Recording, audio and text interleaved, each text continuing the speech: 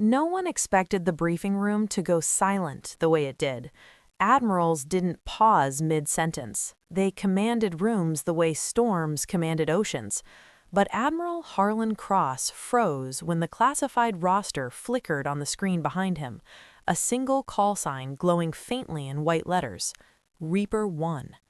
The name hadn't been spoken aloud in nearly a decade, not since an entire Black Ops task force vanished in the Karakoram corridor under circumstances the Pentagon still labeled unrecoverable.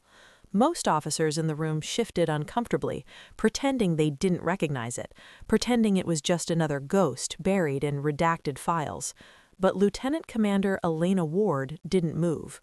She sat straight, hands folded, eyes forward, jaw locked like steel. She already knew why the Admiral had summoned her. Admiral Cross smiled thinly, the kind of smile that never reached the eyes.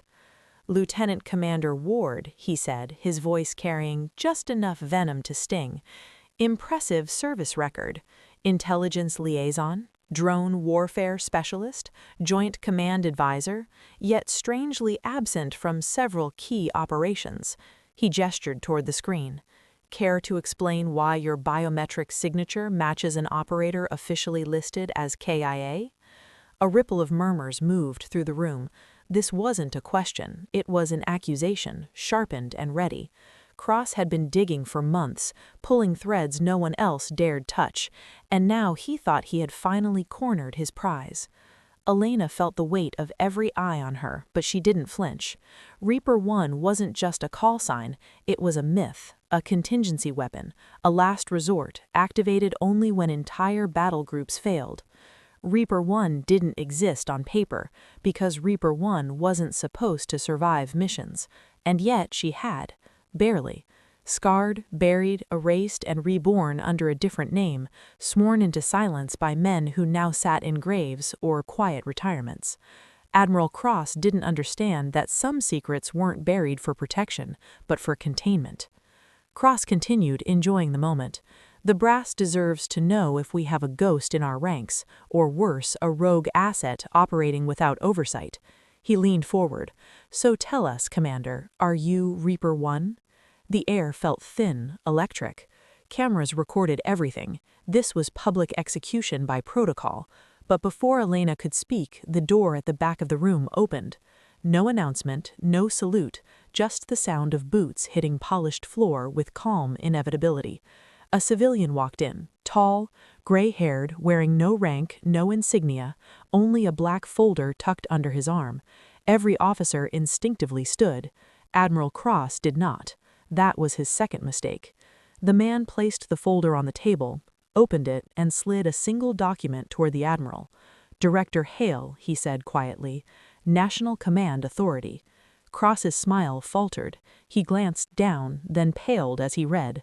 The document bore seals most officers only saw once in their careers, usually right before everything changed. Hale didn't raise his voice. He didn't need to. "Admiral Cross, you are hereby relieved of command pending investigation into unauthorized disclosure of Special Access Program identities, abuse of authority, and willful endangerment of strategic assets." A collective breath left the room.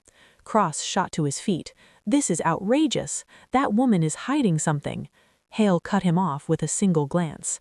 "Yes," he said, "she is, and you were never cleared to look for it." Elena finally stood. She met Cross's eyes, and for the first time, the Admiral looked afraid. Hale turned to the room.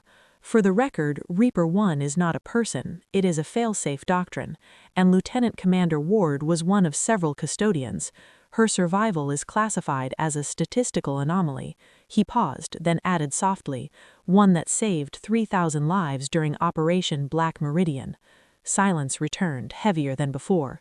Cross opened his mouth, but no sound came out. 2 military police officers stepped in behind him. As Cross was escorted out, his career collapsing in real time, Elena exhaled slowly. She hadn't wanted this. Reaper 1 was never about glory or revenge. It was about stepping into the dark when no one else could. Hale closed the folder and looked at her. "You're safe," he said, "for now." She nodded, knowing better than to believe in permanence. Secrets like hers didn't fade. They waited.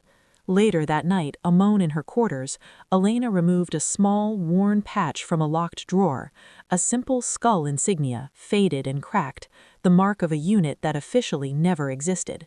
She ran her thumb over it once, then placed it back. Reaper 1 didn't need recognition.